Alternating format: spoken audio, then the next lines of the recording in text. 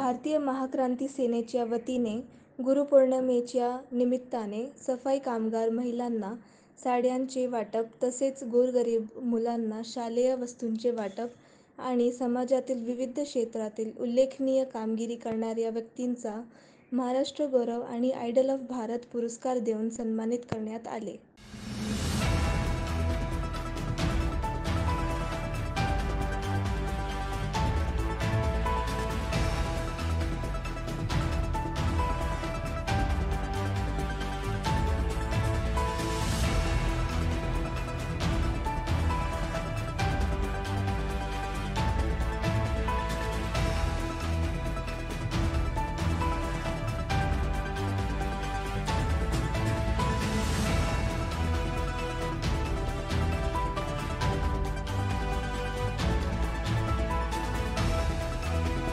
अशाच नवनवीन बातम्यांसाठी टॉक इंडिया न्यूज चॅनलला लाईक, शेअर आणि सबस्क्राईब करा.